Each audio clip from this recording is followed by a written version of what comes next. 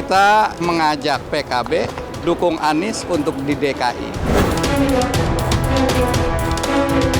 Yang bisa saya sampaikan adalah barusan terkonfirmasi, walaupun belum resmi ya, kalau resmi nanti kan di tempat yang proper lah, bahwa saya tadi diminta secara resmi untuk maju sebagai Gubernur Daerah Khusus Jakarta dari Partai Golkar.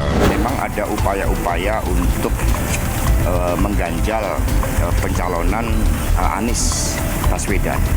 Dan siapapun yang oleh proses yang seharusnya demokratis, tetapi ketika ada upaya-upaya untuk mengganjal calon-calon tertentu, itu kehidupan demokrasi kita tidak sehat. Kalau lawan kotak kosong, semua yang anti kemapanan, anti kekuasaan, anti kimplas, anti pembelian semua partai politik, itu akan berkumpul di kotak kosong. Ya, okay. Terlalu berisiko lah katakanlah. Ya, karena kotak kosong nggak ada ideologinya. Bisa kalah nanti. Pokoknya dia kumpul kotak kosong dan bisa kalah. Ya. Tapi kalau misalnya, saya tidak mengatakan Dharma Pongrekun itu calon boneka. Bukan. Ini adalah calon yang fortunately ada. Kami bukanlah by design, kami bukanlah settingan, tidak. Kalau kami pun tidak pernah tahu apa yang akan terjadi di depan. Jadi dari awal Februari kami mulai bekerja dan mulai Mei kami mendaftarkan diri sampai detik ini kami betul-betul berjalan bersama rakyat dan tidak ada siapapun di belakang kami.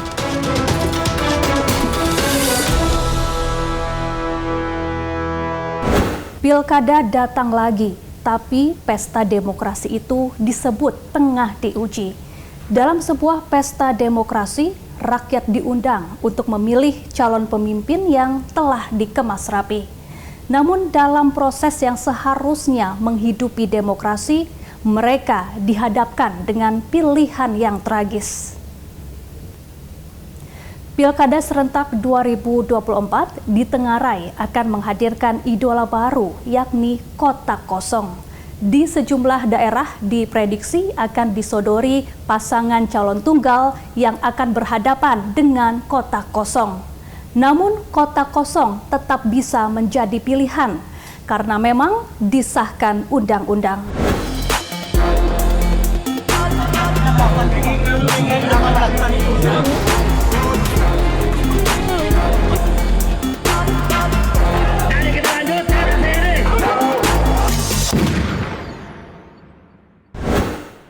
25 Juni 2024, Partai Keadilan Sejahtera memutuskan mengusung pasangan Anies Baswedan dan Sohibul Iman sebagai bakal calon gubernur dan bakal calon wakil gubernur pada Pilkada Jakarta 2024. Sebelum deklarasi itu, Partai Nasdem telah lebih dahulu mengusung Anies Baswedan sebagai bacagub tanpa syarat.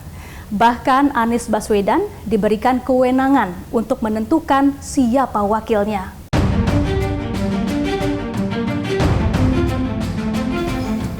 Keputusan PKS mengusung Anies Baswedan Sohibul Iman diambil setelah mendengar sejumlah masukan dari berbagai pihak. Mulai dari DPW PKS Jakarta, tokoh masyarakat hingga rekam jejak kedua tokoh tersebut. Sadar tidak bisa sendiri dalam mengusung calonnya, PKS terus menjalin komunikasi dengan koalisi pada masa Pilpres lalu. Koalisi perubahan yang dibangun bersama PKB dan Nasdem.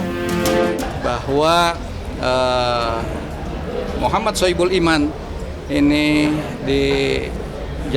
diputuskan sebagai calon wakil gubernur DKI untuk mendampingi Bapak Anies Rashid Baswedan sebagai calon gubernur DKI. Ini semua diambil setelah menerima usulan dari DPW DKI Jakarta, juga masukan-masukan dari berbagai pihak, dari para cendekiawan, dari tokoh-tokoh masyarakat, akademisi, tokoh lintas agama, para habaib. Nah, sehingga kemudian kita menentukan pilihan seperti itu. Sadar tidak bisa sendiri dalam mengusung calonnya, PKS terus menjalin komunikasi dengan koalisi pada masa Pilpres lalu. koalisi perubahan yang dibangun bersama PKB dan Nasdem. Presiden PKS menjelaskan duet Anies Sohibul Iman dengan tagline Jakarta Aman bukan upaya PKS untuk mengunci posisi Cawagup Anies dari kader PKS. Sudah tidak mungkin, sudah fix Pak Anies. Kan kemarin saya katakan bahwa Pak Anies calon tunggal. Artinya surat rekomendasi sudah ditandatangani. Udah aman, tadi kita sudah serahkan semua.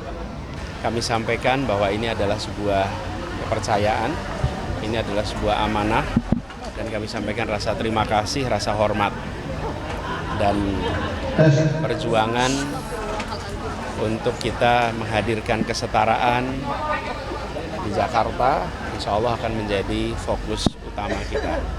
Jadi tujuannya adalah silaturahmi, tujuannya adalah menyambut apa yang kemarin menjadi keputusan, dan insya Allah kita akan jalan bersama-sama. Sementara PDI Perjuangan yang sempat menunjukkan ketertarikannya kepada Anies, hingga kini belum mau membocorkan nama yang akan diusung di Pilgub Jakarta. Ketua DPP PDIP Puan Maharani menyebut nama Anies Baswedan masih dipertimbangkan, termasuk pula kader-kader internal PDIP. Nama yang keluar, nama-nama yang udah ada, terlihat mana? Pak Anies juga masuk radar. Semua nama dipertimbangkan. Tapi kalau di Jakarta bakal ngajuin kader sendiri juga nggak sih Mbak Puan dari PDIP? Apa bakal Pak Anies? Ada siapa sih Mbak nama kader PDIP yang sekiranya akan diajukan di Pilkada Jakarta Mbak yang paling menonjol sejauh ini? Nama yang menonjol tapi belum bisa dikeluarin.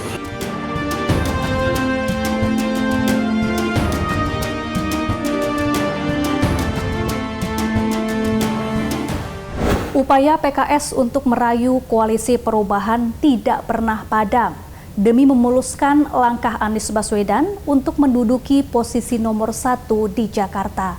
PKS terus merayu PKB untuk ikut bersama mengenang kesolidan koalisi perubahan. Namun hingga kini tampaknya gayung belum bersambut.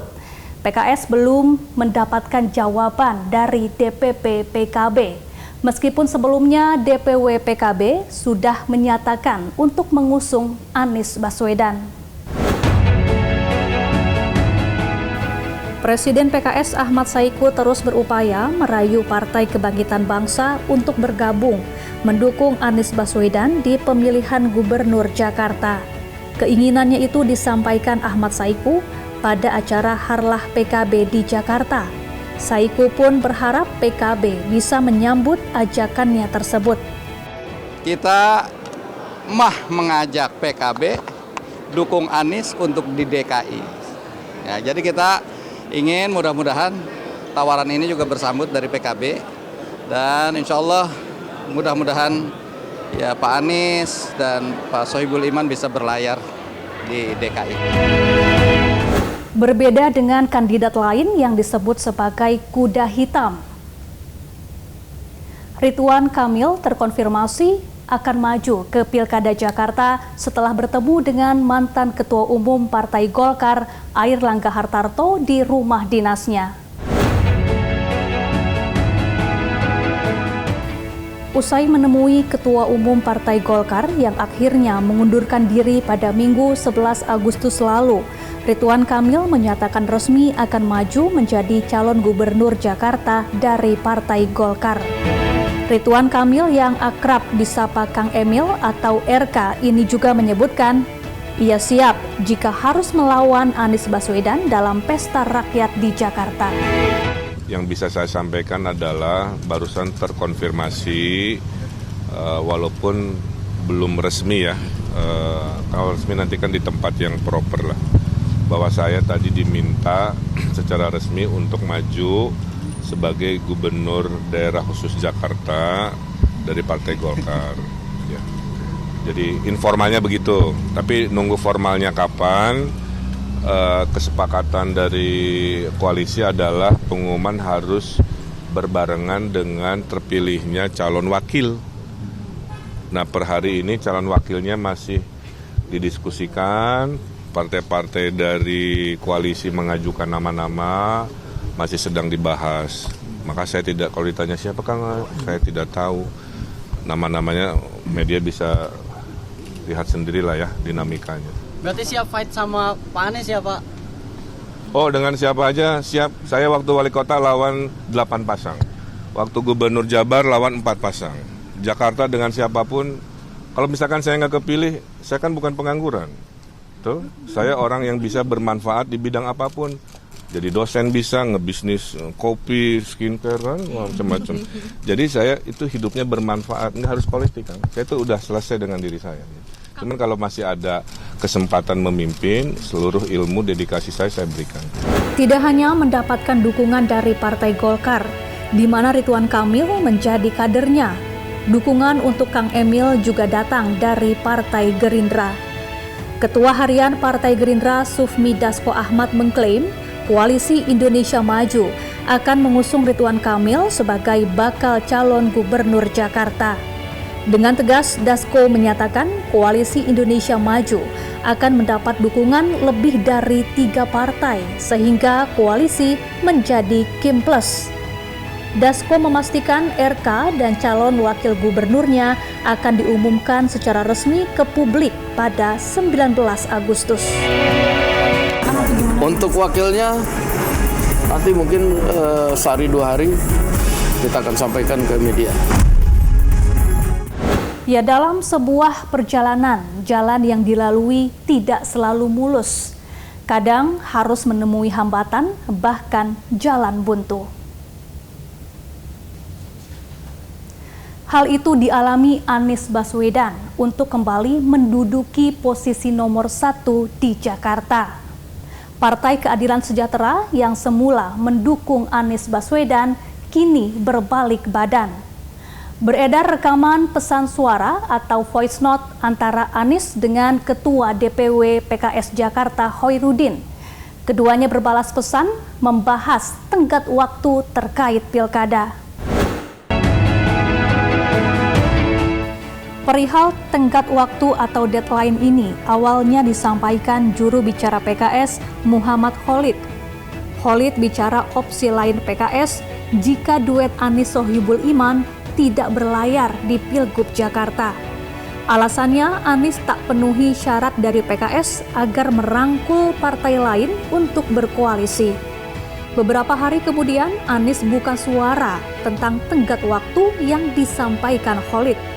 Ia mengaku kaget ketika Khalid bicara batas waktu 40 hari untuk mencari partai pendukung. Yang pertama adalah mengusung Bapak Anies Sohibul Iman. Dan kerangka kerja kita itu berlangsung dari sejak deklarasi tanggal 25 Juni hingga 4 Agustus kemarin. Sama sekali kita tidak membahas soal 40 hari dan lain-lain.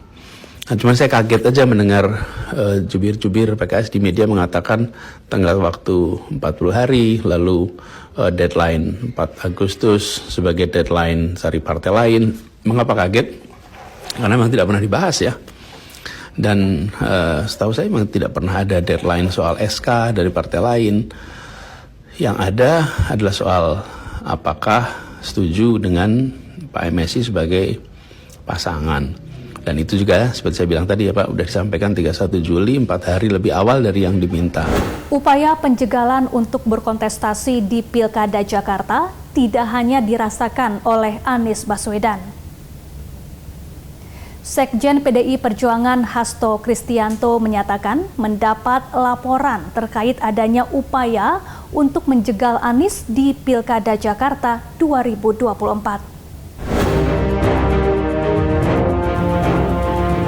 Hasto mengungkapkan PKS akan meninggalkan Anies dan bergabung dengan Koalisi Indonesia Maju Plus. Lebih lanjut, Hasto mengatakan jika laporan upaya penjegalan itu benar, maka ia menilai demokrasi di tanah air sedang tidak sehat.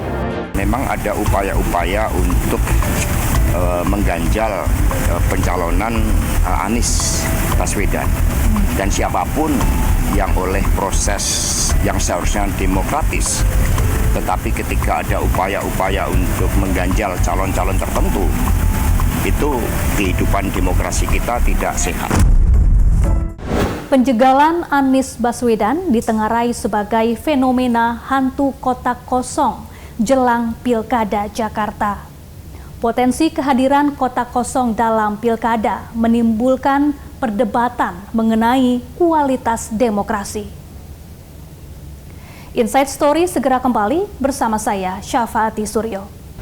Kita lihat, cermati, karena tadi kan saya katakan untuk Pilkada DKI, Jawa Barat, kemudian Jawa Timur, Sumatera Utara, bahkan di beberapa wilayah yang kaya dengan sumber daya alam, itu mencoba diatur-atur.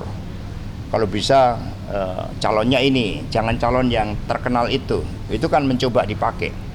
Maka kami tetap membangun komunikasi dengan partai lain.